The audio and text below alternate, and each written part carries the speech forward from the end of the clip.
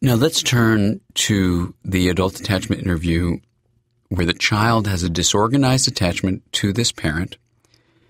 And when you do the interview, you find that the parent has elements of disorganization, where they get disoriented. For example, if they're talking about a loss, they may act as if the person's still alive. Or if it's about trauma, they may immerse themselves as if in a flashback. And let's talk about what might be happening there. So I'll be the interviewee and you are interviewing me. So you ask me, tell me any times in your life when you may have been threatened by your parents. And I think about it and I say, well, no, I don't know if it was, there was a kind of my father, now let's pause here for a moment. Right there, what do you notice? Your left hemisphere input about the question comes through my ears, through energy transfer in the air, and then frequency transfer through the tympanic membrane, the eardrum. It's now shaking in a certain frequency that because we both speak English, there's a correspondence between your input through my acoustic nerve and what I've known from before. Now, I'm teasing it apart this way because it's very important to realize that there is no universal meaning to things. There is just this notion of what it means to you and what it means to me in this moment. And meaning is shaped and structured by prior experience. So watch this. You say the word threatened. Now, for those of us who may have been injured as children at the hands of someone who betrayed us, threatened by a person with whom we should have felt safe and protected, that word threat has a different meaning than those of us who never experienced that kind of betrayal and maybe were never threatened by anything. And let's follow that step by step into what happened into my brain as this person who is exemplifying unresolved trauma. Okay, you say the word threatened. It comes into my left hemisphere, and like any question, I'm trying to engage you in collaborative discourse. That's a part of social display rules. And so you're asking me about my past, not about a fact. Facts would be in my left hemisphere. Memories of my lived experiences in the past, autobiographical memory, specialty of the right. So to cooperate with you, I've got to send some information across the bridge called the corpus callosum. And it might go something like this. The question being asked is about threat. Are there any right hemisphere neural representations that can resonate with this left hemisphere word threat? Now, as I'm doing that cross corpus callosum communication, it's a kind of call for neural response. I'm asking for the choir of the right hemisphere to give me a response to this left hemisphere word. Now, meanwhile, since it's a delayed response coming back, I've got to do my social display thing, which is you're not supposed to have more than about 5-second delay in responding. So I go, those are fillers. They have no meaning except to fill space, while my right hemisphere is racing around wondering about correlations between the left hemisphere term threat and that neural firing pattern, and however in the world it's translated, nobody knows, of a linguistic representation in the left and a visual autobiographical memory, visceral bodily representation of the right. No one knows how that happens. It's a fascinating question, and those of us who want to get PhDs, gosh, that'd be something you could spend a life figuring out. But here we have it. You're asking me about threat. My left hemisphere goes over there. Now, if I was never threatened, I would say, no, nothing really ever happened. one time this happened, that happened, but I could explain it to you. Instead, what happens? I believe what happens is because unresolved trauma has elements of non-integrated memory.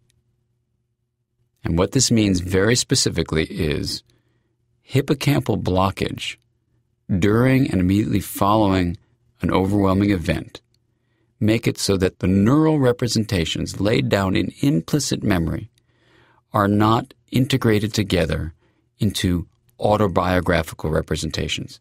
That's basically a summary of what we talked about in terms of memory and trauma. Now, I'm trying as the interviewee to respond to your question. So I'm trying to pull up some kind of autobiographical memory so I could say something of the effect of yes or no, or here's what happened, or whatever. But I can't do it in a coherent fashion. The data that starts flowing back from my right hemisphere to respond to my left's request so I can answer you with words starts flooding me with stuff. What's the stuff? Well, part of it may be tell him no, tell him nothing happened. Part of it may be images of my dad chasing me with a butcher knife. Part of it may be not only images that are part of episodic memory, where I know these are recollections of the past, but some of them may be non-integrated, implicit-only representations. So I get a feeling of terror in my mind. I get tightening of my muscles, a nauseous feeling in my belly. I get perceptions of an enraged father and the sense of betrayal of him coming after me. And then my body impulses to run and the drive to complete those actions to escape, which is called memory for the future. And one way of understanding trauma is that my bodily impulses to complete an act are shut down, even the act of fighting back. And so the incompleted memory for the future becomes the bedrock of unresolved trauma. And in this view from memory research, applied to then this situation of this interview, the best I can do as an interviewee is keep on feeding you linguistic input that's attempting to describe what I'm going through, if not just try to explain it. So I may do what's called confabulation. I may start making things up and say, well, no, it couldn't have, yes, well, it was threatening, and no, he wasn't like that. And I'm attempting to give you a logical, linear, linguistic output, but I can't. Because what I'm drawing on is absolutely terrifying. And it's incoherent. It's disorganized.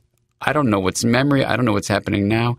And this is a way of understanding deeper structure of unresolved trauma.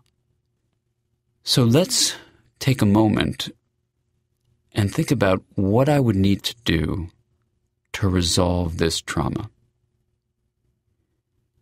And this really ties together much of what we've been talking about, mind, brain, and relationships. It brings the whole notion of memory integration, of bringing implicit into explicit forms together. We then can examine the nature of stories, the importance of sharing stories with ourselves and with each other, and the idea that coherent stories, stories that deeply make sense of our lives, are in fact integrative of the left with the right hemisphere. Now, as we do this, we're also noticing that the body is not just a passive participant, that the input from the body from memory and also the input from the body in the present moment is crucially important. And in the next section, when we talk about emotion, we will see that integrating the body with higher parts of the nervous system is exactly what emotion is, and the integrative process is the essence of how we achieve healing. So what would I need to do to move from an interviewee who gets totally discombobulated in trying to answer a simple but profound question: were you ever threatened by your parents? And I wish I could say as a therapist that, gosh, it's so rare that people have unresolved trauma. This is maybe an intellectually interesting question, but doesn't really come up much. You would be stunned, or maybe you wouldn't, but I was stunned to find how often unresolved trauma really imprisons people and traps them in patterns of feeling and behavior and reactivity that really limit their capacity for engaging in healthy relationships with others and for freeing themselves up to meet their full potential. So part of what we're about to do is talk specifically about this fellow who was raised by a father who was terrifying to him. But what we're also going to do is look at the general principles that emerge from this in looking at integration as a source of healing. When we dive deeply into the nature of trauma, we can find ways in which different aspects of neural processing have become isolated from each other. That process of separating areas out and not allowing them to link is an impairment to integration. And it explains why many people with unresolved trauma talk about how they feel like their mind is disintegrating. It also is a key to understanding the fundamental principle of how trauma can be resolved. So let's begin with a clear definition of our terms. Integration is a term literally which means separate elements are linked together. Sometimes we use the term differentiated, which sometimes freaks people out, so it's hard to use without worrying about people not liking it, but differentiated means specialized, becoming unique in what they are. So different aspects of a system are differentiated. And when we link differentiated components, that is integration. So if we say that trauma at its heart is an impairment to integration, we mean that either differentiation is inhibited, or linkage is inhibited, or both.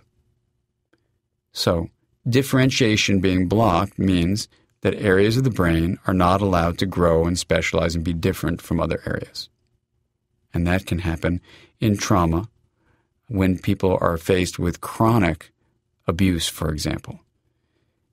Linkage can also be blocked by not allowing regions to come together, as we're seeing here, where the implicit representational processes can be blocked from being linked together by the hippocampus, or the left hemisphere is blocked from truly accessing deep neural firing patterns in the right. And what results is an incoherent narrative we call unresolved trauma. Now, I'll say here that a sad finding that's a very important result of careful research emerged from Harvard University when they studied abused children. And what they found was this, that research that looked deeply into the brain structures impaired in children who had early, chronic, and severe abuse was that not only was the brain smaller, which could be explained by the release of stress hormone, which impairs the growth of neurons, but the specific regions of the brain that were damaged or prevented from growing and specializing and then becoming linked together, those regions that were blocked were integrative. These were the specific regions like the hippocampus or the corpus callosum that bring things that are separate into a functional whole. And so the conclusions of those scientists were consistent with our interpersonal neurobiology approach, which is this, that trauma blocks integration. The corollary is healthy relationships promote integration. Now, we'll explore why integration would be an important thing when we talk about emotion next.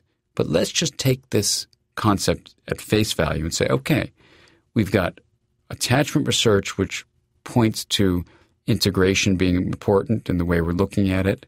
We have science research on the brain looking at abuse and insecure attachment in the sense of abuse causing impairments to the growth of integrative fibers. How do you heal that? How do you actually promote that? Well, in this individual we're talking about, what it would involve is this: representations of the body, representations in the brainstem and limbic areas we'll talk about next, and representation in the cortex, this vertically distributed set of neural firing patterns, would need to be brought together. So if you were working with me as a friend, as a client in therapy, you would offer me the opportunity to bring into my awareness, when I'm ready, these firing patterns about my relationship with my father. If you stayed just at the intellectual level, like the left hemisphere about, oh, your dad was mean and oh, that was scary, it wouldn't go very far. So therapy, which just stays at the level of chatting with words, is limited in its ability to go deeply into healing. The idea is wholeness and integration. And so when we talk about a coherent narrative, some people interpret that as, oh, just tell some story and get it over with. But when we use the word coherent, it's synonymous with integrative. And what that means then is you would ask me to get in touch with the feelings in my body when I talked about my dad. And you would give me the skills to help modulate my stress so I could deal with these images that came up.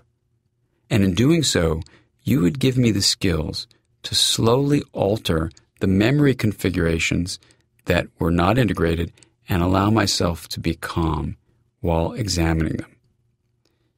The next thing you would do is, just by bringing me to this place of being in awareness, and mindfulness can be a great help with this, you are offering me the chance to approach rather than withdraw something that's frightening. So if I've learned mindfulness skills, the ability actually to stay present, to describe in words what's going on inside of me, to be aware of what's happening as it's happening, and to have this very important process called discernment to develop a mindful brain, then what happens is discernment gives me the chance to feel a feeling, remember a memory, but identify it as just an activity of my mind. And within that new spaciousness called mindful awareness, I would be able then to promote the hippocampal integration of implicit elements of memory.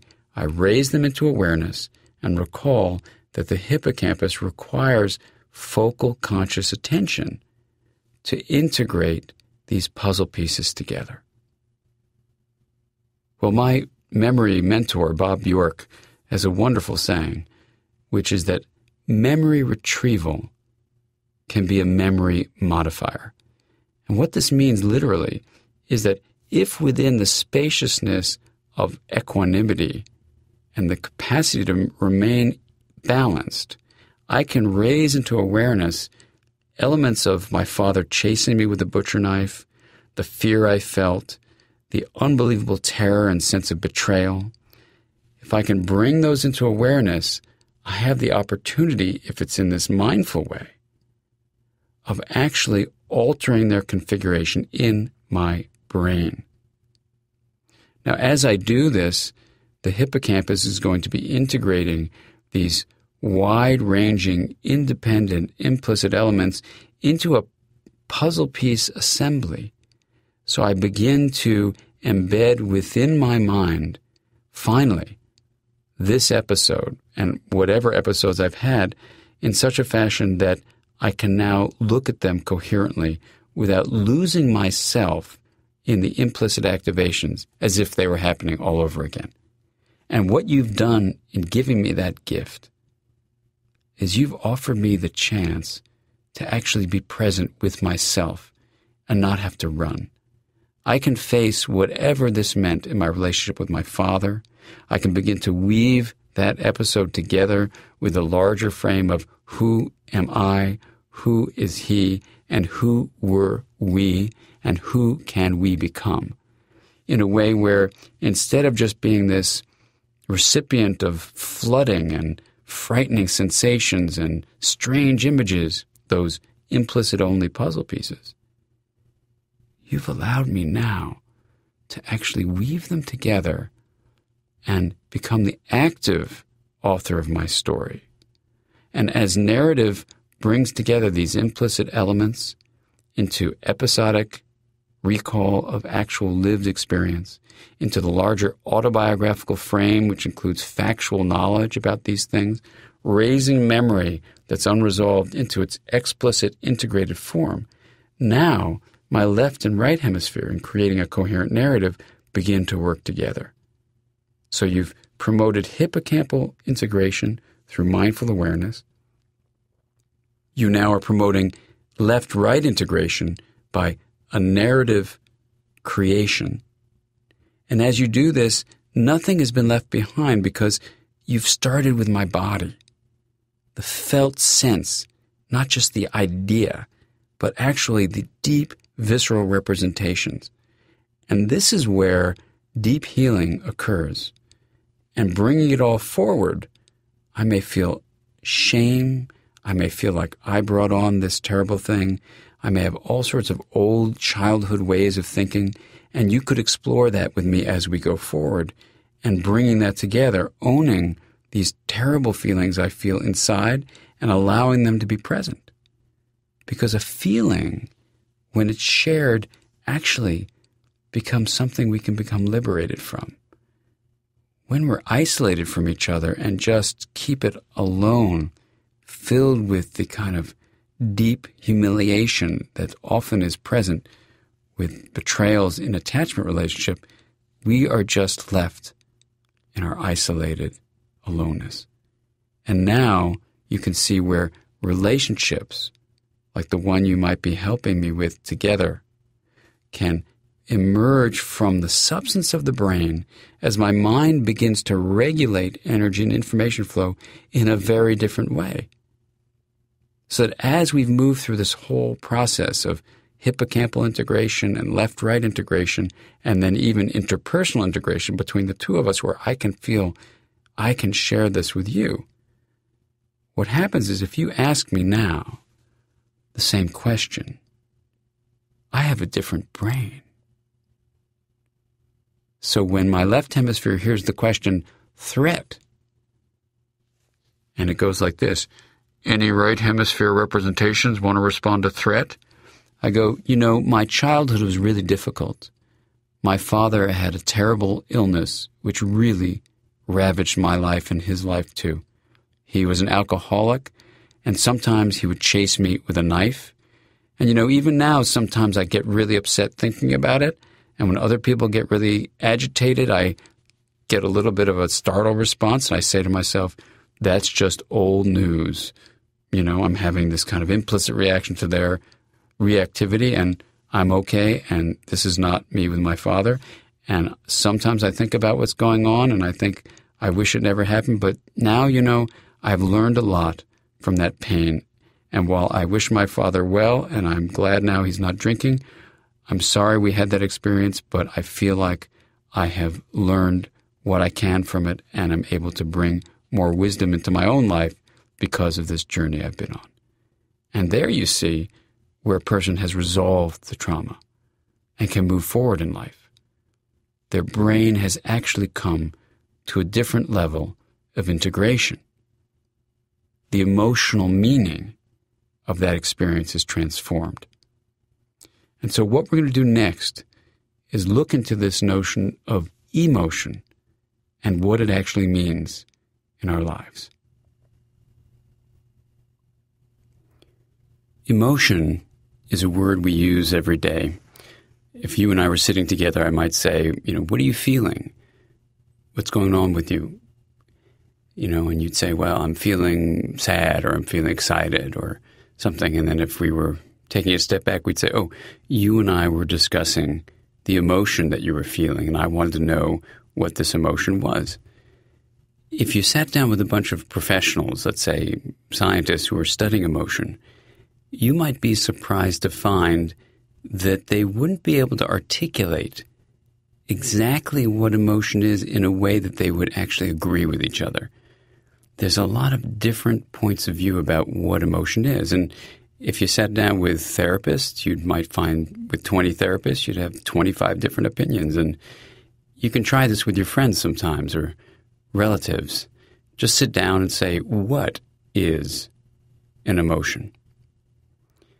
And if we think about that question, and then our larger perspective from interpersonal neurobiology of the connections among mind, brain, and relationships, we actually can enter a new vision of what we're talking about when we look at energy and information flow, whether it's shared among people in relationships, regulated as in how the mind functions, or the mechanisms by which it flows within the body. So what is emotion? And how can we even begin to answer that question? Well, you might say it's pretty natural that an emotion is a feeling. And then I'd say to you, well, okay, fine. What's a feeling? And you say, well, a feeling is something that you feel inside or that you know you have because you're having an emotion. And these arguments that people make, these presentations, these attempts at a definition, usually go in this circular fashion. Something like this, like the body has something to do with it and the mind kind of feels it, and in relationships we share it. And if you notice that, you say, well, isn't that what we've been talking about when we talk about this triangle of human experience, that something, energy and information flow, connects mind, brain, and relationships? But we're talking about emotion, so what does emotion have to do with this flowing of energy and information, if anything at all? Well, let's start by looking at the science of emotion and see if we can deepen our understanding of how to even approach defining it. We all know intuitively that emotion is important. Some people would say, in fact, that mental well-being and emotional health might even be synonyms, that they mean the same thing. If you're having emotional well-being and you're emotionally healthy and you're emotionally doing well, all those uses of the term emotional somehow have something to do with mental, like mentally you're doing well and you have mental health and you're flowing in the ease of mental well-being. But though we've defined the mind as this flow of energy and information, why would we be using emotion sometimes in everyday language in the same way? And scientists interested in studying emotion have used their own techniques to try to explore the world of subjective feelings in very interesting ways. So, for example, a neuroscientist might explore the world of emotion by looking at the ways in which the actions in the body mechanisms such as how your heart is pounding, the way your intestines are churning, the different hormonal mechanisms in the body itself, different molecular processes in the body that then somehow come upward through various gateways of the flow of hormones in the bloodstream or direct neural pathways through the spinal cord and enter into the brain itself, where these bodily processes somehow become integrated with what goes on in the information processing of the networks in the brain. And so neuroscientists might say, well, emotion is this way in which the body becomes integrated with the brain itself. Now, a developmental psychologist might look at emotion and say, well, emotion is the way children interact with parents in a way that shapes how they regulate themselves. And as they grow in this interaction with their attachment figures, their parents and other adults, they learn how to regulate their internal state in something that's called affect regulation. Now, there's another word for us, affect. So for a scientist, affect has very much a mechanistic way in which emotion can be described. That is, there is an internal state that can be expressed outwardly. And when we see this outward expression, we call it an affect. Some scientists would then go further and say, okay, if the outward expression of an emotion is an affect, the internal subjective sense of it, when you're aware of it, we can call a feeling. So there you have at least the beginning of a description of three overlapping terms, that emotion is some central process in the individual. The outward expression is called affect, and we can regulate that depending on our relationships. And the internal subjective quality of an emotion we can call just a feeling. Now, if you had 5 scientists together, you wouldn't get agreement on what I'm saying, but there would be general consensus that these are ways people tend to use these terms. But other people might say, no, a feeling is available to you even if you're not aware of it. And other people might say affect is not just the external expression. But in general, we're going to use those 3 terms in this way, that emotion is some central process, feeling is what you're aware of having, and affect is how we express it outwardly. Now, we still didn't define what this internal thing, this emotion is. What is it? So the developmental psychologist says, well, it's important in relationships. And if you look at, let's say, a social psychologist, she might say emotion is what ties people together in families and groups. I guess what you would say would integrate people with each other when you have more than 2 individuals interacting. And someone studying 2 individuals, like in a couple, in that kind of relationship, what's called a dyad, you would look at the way this pair is interacting by the sharing of internal states in something called emotional resonance. Although many scientists use a term that doesn't really feel right, which is called emotional contagion, almost like it's a disease, but we'll call that emotional resonance. If you and I were together and I had a certain internal state of happiness or distress or anxiety, my state, this internal stuff that we're going to be exploring called emotion, that state of mind would somehow be picked up by you and we would resonate together.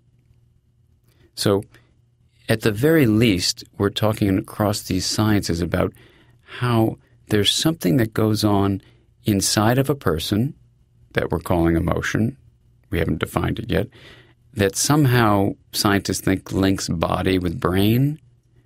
Other scientists studying relationships think it links 2 individuals together. Other scientists will tell you emotion is what links people together in groups. If you study the anthropology of emotion, how emotion is experienced in cultures and then passed in patterns of communication across the generations, you actually will find that they look at it a little bit differently. That is, that emotion is kind of the in-between meaning of stories that are passed on in cultures. It's what links people across the generations. Now, when I was writing a book called The Developing Mind and trying to finish it up, dealing with all the different feelings I had, the internal experiences I had about my relationship with my old friend Tom that I mentioned earlier on, and just trying to create a book that could state what the sciences tell us about these aspects of being human, I was struggling with a chapter on emotion because there was no general agreement. And what can you do when you've got to finish a book, get it done, and move on to the next phase of your life? So I was reading all these sciences, and one evening it just dawned on me that though it appeared on the surface that all the scientists were disagreeing on how to define emotion, that when you kind of blurred your eyes a little bit and let a pattern emerge, not out of the fine details of what people are saying, but from the parallel ways in which they were describing aspects of experiences that they weren't even emphasizing, one idea popped out from all the sciences shared in common, what we call a consilient finding, when it's a similar view but from independent sources. And that is the finding of integration. That the anthropologist was speaking about how emotion integrates cultures across generations. Remember, integration is the linking of differentiated parts. So one generation and the next generation are different, but the way they're linked is through the emotional meaning in the stories embedded within the culture. The developmental psychologist sees emotion as what integrates children within themselves and how they come to regulate their internal state in a balanced way. And a neuroscientist would see emotion fundamentally as what integrates the body proper with the brain. So in seeing integration as the common element across all these descriptions and attempts at definitions of emotion, what I wondered about was maybe the English word emotion is really attempting to describe the state of integration within an individual, a couple, that is a dyad, two people, within a family, within a group, and maybe within a culture. And I wondered what would happen if instead of having these fuzzy descriptions of emotion and these disagreements, what if we tried to take the word emotion and any of its derivatives like emotional, like being emotionally close, and instead replace the word emotion with the very well-defined term integration. So let's try it right now. You and I try this example of throwing out a term. Like you might say to me, well, I'm emotionally close with my best friend. Well, for me, when I'm transposing the term emotionally close with integratively close or integrated, I would say your two minds are integrated. You allow each of yourselves to be specialized, differentiated. You don't try to become the same person. And you link each other's differentiated beings together into one called a friendship. And that friendship is emotionally close.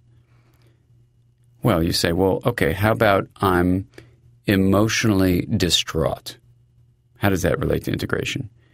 Well, as you'll see, there, the idea of emotionally distraught would imply that integration is impaired, that there's some kind of blockage in integrated flow. You could block the linkage part, so elements of a system could remain differentiated but not connected, or you can block the differentiation, so things are just smushed together. They become like homogeneous rather than allowed to have their autonomy and integrity and then linked. So there's a number of ways you can actually produce emotional distress if we look at these ways of impairing integration. Well, now that may sound a little far-fetched to you, but bear with me for a moment, because when you really explore this idea that the term emotion, almost inevitably when people use it, and I've been doing this for some time now and ask people to throw out terms to me, and we're always able to see how actually the concept of integration helps us understand more deeply what people are talking about, and then much more practically, what do you do with this emotional situation? So what this proposal suggests is that a term like, let's say, emotional development would imply the development of an individual toward higher states of integration. And you can actually see how you could promote that. How do you allow parts to be differentiated and then parts of that whole to be linked? And we will be going in great detail through how to do this in just a bit of time. But let's make sure we're on solid ground with the understanding of what we're talking about. If you say, okay, well, what in the world does this have to do with, let's say, well-being? And I would suggest to you that people often use the term emotional well-being or emotional health to describe mental health or mental well-being, as we mentioned. So then you say, well, if that's true, that you can transpose the concept integration and, in a sense, drop the word emotion. I mean, we'll use it a lot, but always put in the concept integration. If that's true, then that hypothesis suggests there should be some evidence that something about integration is a good thing. Now let's reflect on this for a moment. Just as an example, let's think about a choir. Now, if you got a bunch of people together, and I've been able to do this when I do public lectures, and you ask, okay, do any of you sing in a choir? And some volunteers raise their hand, and you bring them up to the stage. And you say, well, let's demonstrate integration in live action. So you say, okay, you've got, let's say, 10 singers on the stage with you.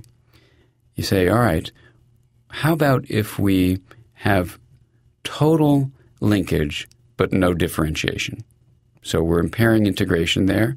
How would these singers do that? Well, if you can imagine 10 singers singing the same note in the same way for the same amount of time, no flexibility, no changing, all homogeneous, ba, like that, on and on and on. Now, in practicality, everyone's got overtones and their different facial expressions, so it's kind of funny and interesting. But the idea is that this one note becomes boring. It's not changing. There's no specialization. It's just rigid. And you get that feeling in your body of, monotony, literally. You say, okay, well, how else can you impair integration? Well, you can also impair integration by allowing differentiation, but blocking linkage.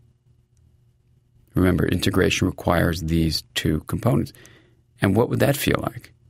Well, if you can imagine asking these singers to plug their ears very tightly so they can't hear each other, and then to sing a song with words however they want to sing it, you raise your hands, they start singing it, and on the 10 people are singing their individual songs without any correlation or linkage with each other.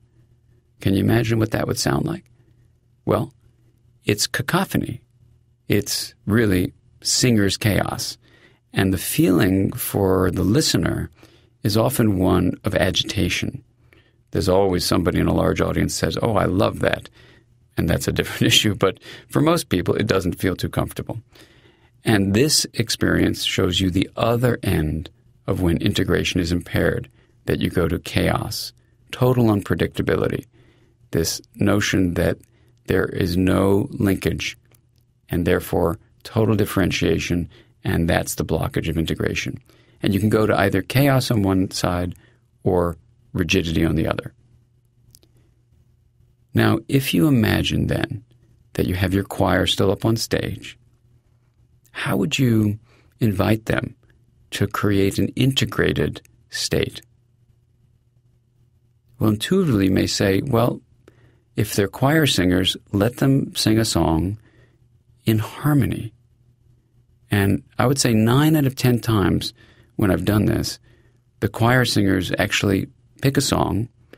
It's amazing how often it's Amazing Grace, but in harmony they sing whatever song they pick, even if it's Row, Row, Row Your Boat, Happy Birthday.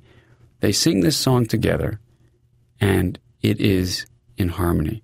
Now, what is harmony? Harmony is where the individual singers can bring their differentiated voices in different elements of an octave that then relate to each other.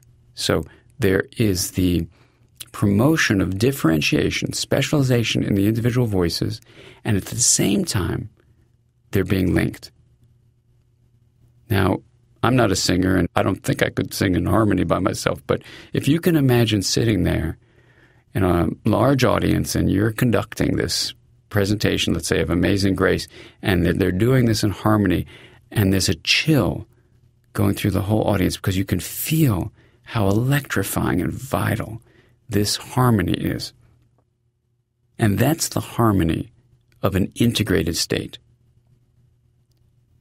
Now, from a practical point of view, then, we can feel, in terms of our subjective sensation, the vitality of harmony But what do we know from science about any kind of validity to this subjective sensation? Is there any correlation of science that would say that integration somehow is a good thing, that there's something about an integrated state that creates harmony in our lives?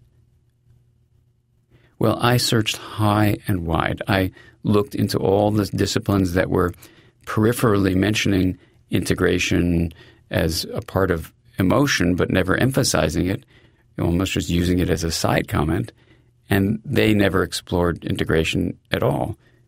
And then I tried to find something that would say integration was useful or helpful. I think intuitively we all feel like, oh yeah, I want to be integrated. Oh, integration is good in my life. Oh, I'm achieving integration. That's nice. But is there any science that actually says those intuitive feelings we have are building on something we know from a scientific point of view? And if it's not, it doesn't mean that the intuition is wrong. It just means we can't build our consilient model. Because what we're looking for is where subjective intuition is matched by a scientific foundation. Well, finally, at around 3 a.m, one night when I was trying to finish writing this chapter on emotion, I was looking here and looking there, and out came some publications on a theory in mathematics, a probability theory, that was related to something that had become popular just recently. This was back in the 90s, called chaos theory.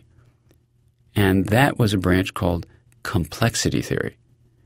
And in this mathematical model, what it said was that there are certain systems that function in ways I'll describe in just a moment. And within that model was the scientific foundation for integration that we'll come to next. Complexity theory offers us a window into why integration may be a central principle that can help us see the pathway toward living a life of well-being. Complexity theory says that a system that's composed of layers that are capable of chaotic behavior and that are open to a larger system beyond this limited system we're talking about is called a complex system. So the two features are, does it have components capable of chaotic interaction with each other? And is it open? That is, can it receive stuff from outside of itself? Now, the classic way in which complexity theory is applied is in the study of clouds. Clouds, as you know, are collections of water molecules. These water molecules can act in chaotic fashion with each other, and they continually receive input from beyond the boundary of the cloud. They receive energy in the form of sunlight and wind, and they're constantly receiving more molecules of water or letting molecules of water go. So it's an open system capable of chaotic behavior, and that defines a complex system. Now, as I began to read about this, it seemed that our work with the human mind says that our lives, in fact, are open. We're receiving energy and information from beyond our individual lives. And, as is unfortunately the case, our lives can become quite chaotic. And so the human mind and human life, and perhaps even human relationships, can be seen as complex systems. In the study of the brain, we can also see that the way neurons relate to each other, they're separate elements. These elements can, in fact, become quite chaotically interacting. And the nervous system is, in fact, an open system. It's receiving energy and information from beyond itself. So even the brain and the extended nervous system that we're using to describe the larger brain, if you will, is an open, chaotic system. So it is a complex system. So we have relationships, mind, and brain that meet the criteria for a complex system. So even though we're going to look at the initial studies of clouds, these other animate systems, these living systems, seem to function by the rules of complexity as well. So what are these rules? The first rule is that complex systems have a process called self-organization. That is, there's something inherent in the way the components of the system interact with each other that lead to self-organizational flow across time. Now, the term self-organization feels like there may be some outside programmer telling the system what to do, but the theory, based solely on mathematics, suggests in fact just the opposite, that the system itself and the relationships among the components of the system that create its complexity determine self-organizational flow. So that's the first principle. The second principle is that the movement of a complex system across time tends to move toward maximizing complexity. Now, what this means is that the system will tend to create combinations of interactions among its components that, in all probability, is likely to continually become more and more intricate to maximize complexity. Now, believe it or not, this is where the example we just spoke about the choir, fits in beautifully, because the term maximizing complexity often doesn't evoke any kind of intuitive sense or imagery in anyone's mind, unless you're a mathematician. So when you really come down to it and look at our example of the choir, that's exactly what this second principle says, because the elements of the second principle, the movement toward maximizing complexity, say this, that the system, when it's moving toward complexity, is actually in a state of harmony. That's a maximally complex state for that choir. But when the system moves away from maximizing complexity, it goes either toward rigidity on the one hand or chaos on the other. So this second principle lets us know that there are three fundamental states of the system. It can move toward maximizing complexity, and harmony is what that flow is, feeling like. Or it can move away from complexity and either become rigid or chaotic. Now, if you picture a river, and the river is flowing in a harmonious movement, banked on either side by chaos on one side and rigidity on the other, then you'll get a picture of what the mathematics of complexity tells us about how a system moves across time. Well, that feels pretty neat, and you might say, okay, that's really interesting, but what in the world does this have to do with integration? Why is Dan bringing this up here? Well, when you read on in complexity theory, what you find is that the way the system maximizes complexity is by integration, by the linkage of differentiated components. The system maximizes complexity. And this is the third principle, when this flow is moving toward maximizing complexity, that is, when it's integrated, it is the most flexible, adaptive, and stable. Now, I once presented this to a class I teach, and I said, man, this is so exciting. It's flexible, adaptive, and stable. You know, you can say that, but how are we going to remember that? And one of my students said, oh, that's easy to remember. I said, how? And she said, it's Saks Fifth Avenue, SFA, stable, flexible, adaptive. And I paused and I said, well, if you look at the clothes I wear, you know I don't shop, so I wouldn't remember Saks Fifth Avenue. So I thought about it and I said, well, you know, there was some reading I was doing in some other mathematics books on this concept of coherence. And I said, you know, really, you could apply this other mathematical model to the mathematics of complexity, and it would be coherent and also energized So what if we move those letters around? And instead of remembering Saks Fifth Avenue, we actually remembered the word FACES. And FACES is the acronym that describes flexibility, that is, the system is flexible, adaptive, coherent, energized, and stable. Now that's straight out of these two branches of mathematics merged together. But what it does is it describes this harmonious state that we can now talk about a FACES flow, that it's flexible, adaptive, coherent, energized, and stable when a system achieves this integrated state.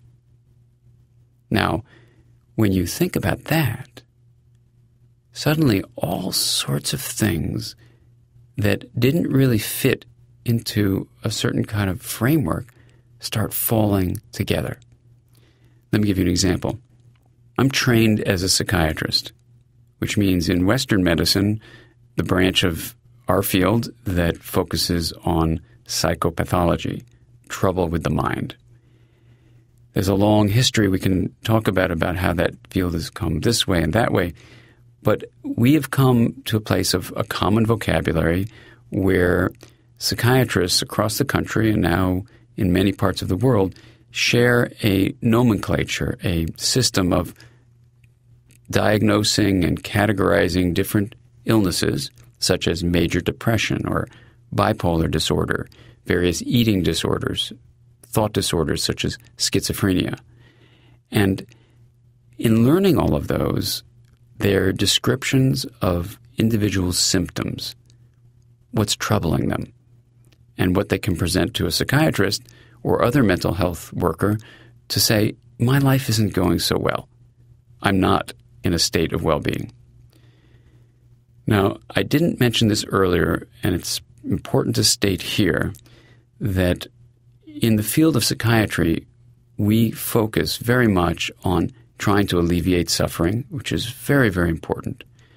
And it's been a huge amount of effort to find these categories of illness and try to help people reduce their symptoms by creating categories that we can place people in called diagnoses or disorders or diseases. But it always left me feeling uncomfortable. And I never sensed that the overall framework of understanding was more than a description and that there could be a more helpful way of looking at the larger frame of our condition as human beings.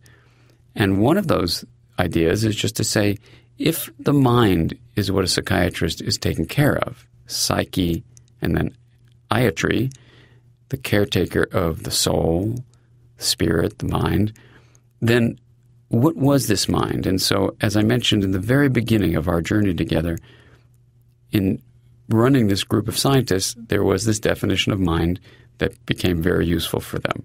That is, this embodied and relational process that regulates the flow of energy and information. Now, when I began lecturing, almost 10 years ago now after The Developing Mind came out, I began to offer that definition, and I thought, okay, that's what we do in interpersonal neurobiology, but it's not offered in psychiatry. I never had even one lecture on what the mind was or what mental health is. So I thought, okay, let me find out from my colleagues in psychology and social work and psychiatric nursing and occupational therapy and educational therapy and art therapy and music therapy and dance therapy. Let me find out what their definitions of mind are, because this definition is only from working with scientists.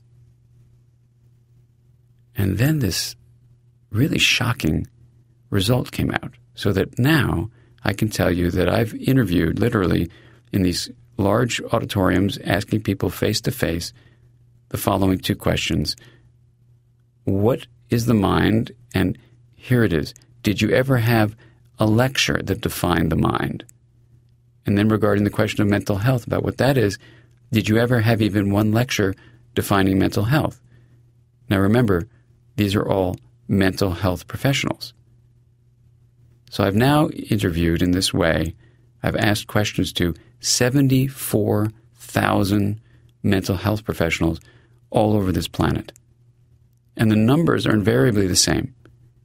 2 to 5% say yes, they've had one lecture defining the mind. That means that over 95% of us, me included, never had even a single lecture defining the mind. Now, you go on to the next question. Your mental health professionals, how about a lecture on mental health? Same percentages. Over 95% across the planet in all those disciplines I mentioned have not had even one lecture defining mental health. This, to me, was not only bizarre, but as a mental health educator, it felt like an emergency. I mean, what were we working on in terms of the health if we weren't knowing how to even define the mind? Now, of course, all of us were schooled in mental disorders and treatment strategies to reduce suffering, so it's not like we've been doing nothing. Let's be clear about that. But, if I went up to my wife's friends who are attorneys and we go out to dinner and I say, hey, you guys, listen, any of you have a lecture on law? And 95% of them said, no, we never got around to that. What would you feel about that? You'd wonder, why not define the very thing you're working in? So in interpersonal neurobiology, what we really try to do is define this mind. Now, the reason I'm bringing it up here is because the definition of mind as a process that regulates the flow of energy and information, and its larger framed statement, which is the embodied and relational process that regulates the flow of energy and information.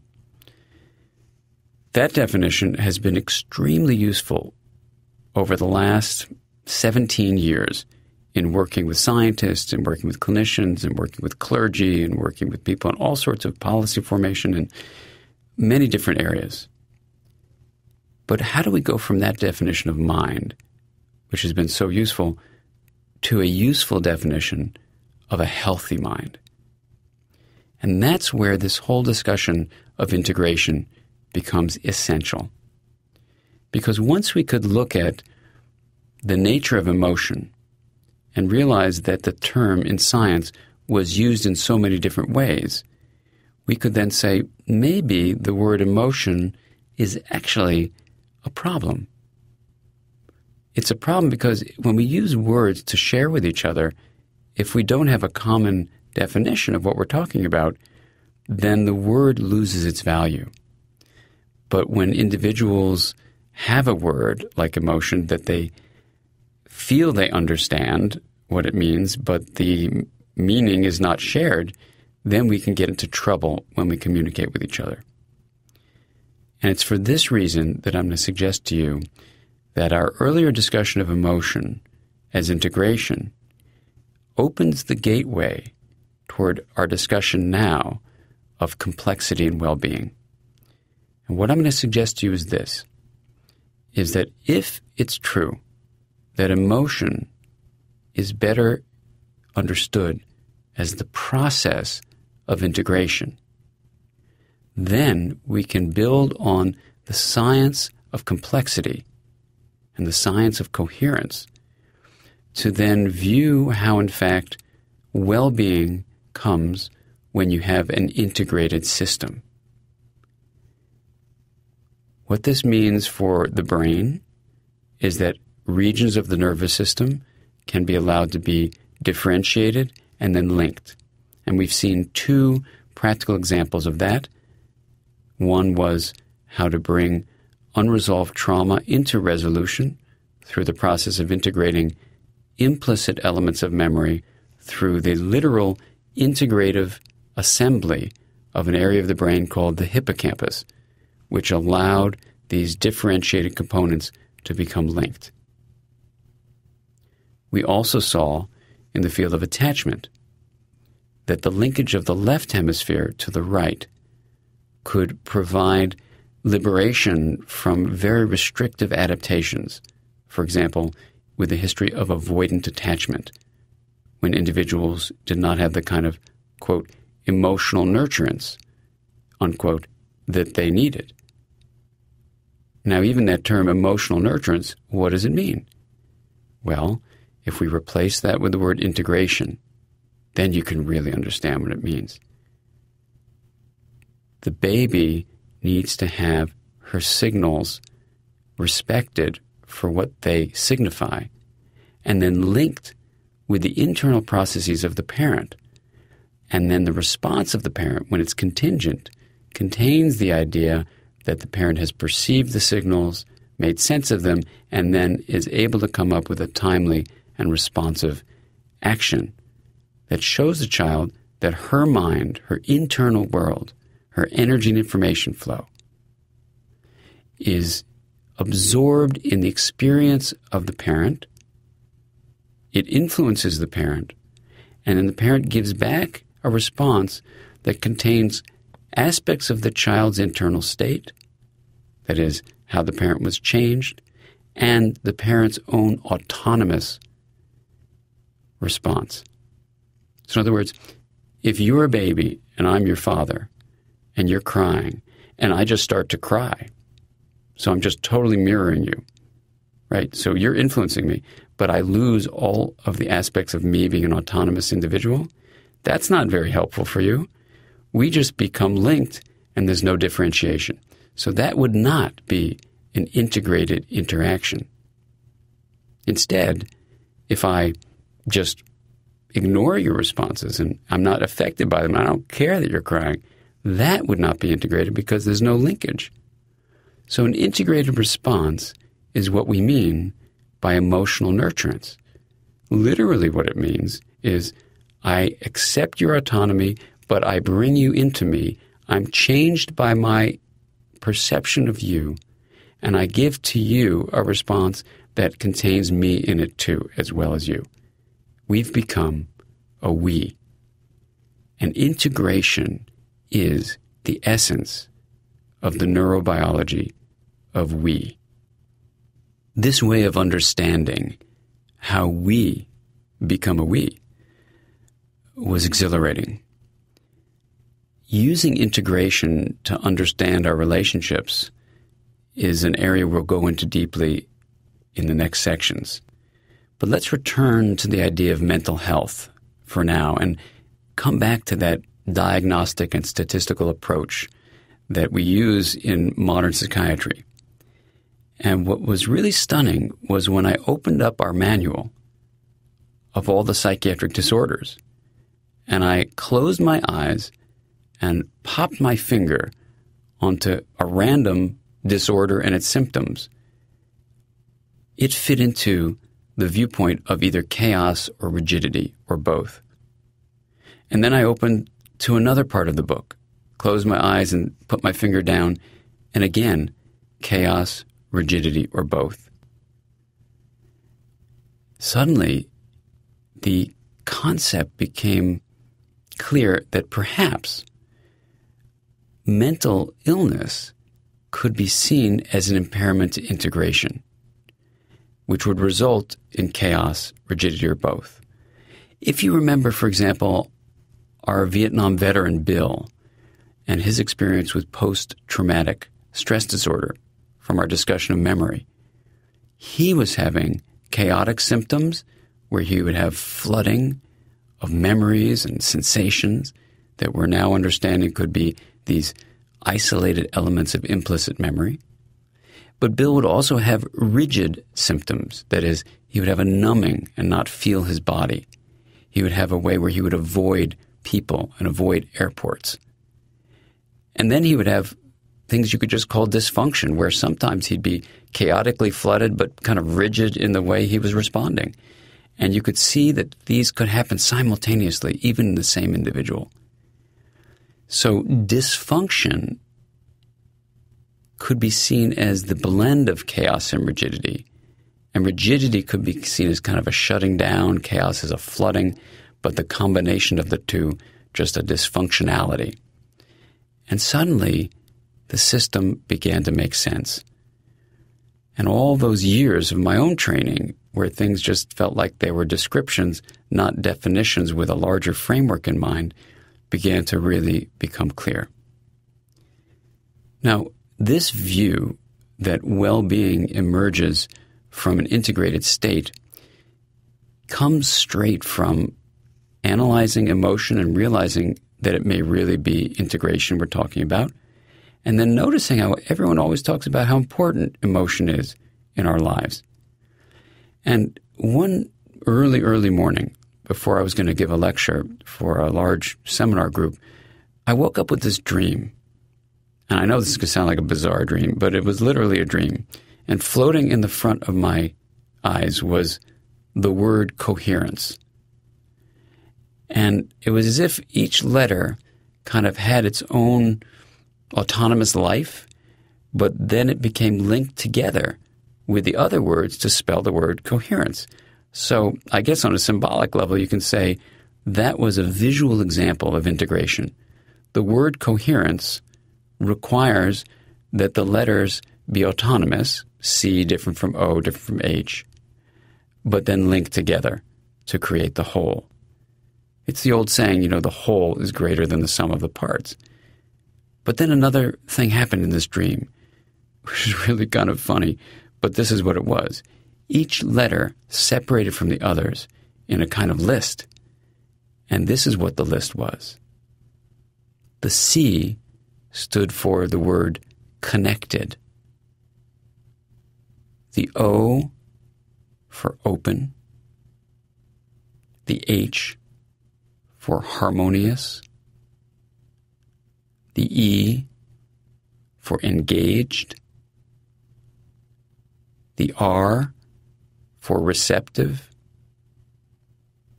The E for emergent, which means something being fresh and new as it arises moment by moment. The N, noetic, which stands for a deep sense of authentic knowing, a kind of knowing even without concepts, noesis, the word noetic. And then the last C, compassionate, and the final E, empathic. And in this dream, the way of describing what a coherent mind was all about, what a coherent life was about, when we have coherence in our lives, it had these qualities that spelled the word itself. It's the ultimate acronym, and it stands for connected, open, harmonious, engaged, receptive, emergent, noetic, compassionate, and empathic. In that seminar this morning, I presented coherence as really a way of just defining an integrated system. But the seminar participants all agreed it was a pretty reasonable definition of mental health. Now, we can then state that this definition or description of the aspects of well-being emerges from what we're going to now use as our definition of a healthy system. And that is very simple. A healthy system is an integrated system. Now you may say, that is too simple to be useful because you've defined integration, the linkage of differentiated parts. How could it be so simple? And I sometimes wake up in the morning and think, it can't be so simple. But years after now, we've been using this in our seminars and lots of practitioners in education and mental health have been applying this. It turns out, not just in my own bizarre hands and particular ways of seeing it, but many people have actually found this an illuminating approach to defining well-being and then moving a system toward better functioning. That system can be an individual's life. It can be a couple, a family. It can even be a school setting or a community. We can even think about the larger national scene and perhaps even the global scene, our global society, when we realize that we need to promote the respect for each other's autonomy and individuality and differences, our own narratives, our own particular histories, but at the same time linking with each other. And systems which don't do that, the mind, couples, families, relationships, will likely find themselves moving toward chaos or rigidity or both. And when you look at this in all these different levels of system functioning, suddenly things become clear about why things are crazy the way they are, why they're shut down, why morale can be sinking in a school, why a family is suffering, why a couple doesn't have any vitality in their life anymore, and even why an individual is no longer able to feel that thriving, that sense of ease of well-being. So this view then gives us a definition of well-being. And in interpersonal neurobiology, one of the foundations of what we're trying to do is bring all ways of knowing together. And in doing that, poets and philosophers, contemplatives, scientists, clergy, educators, mental health practitioners can all find a common home in which the way each of those disciplines are trying to make this world a better place can be shared. And we can support each other in trying to bring well-being to this planet.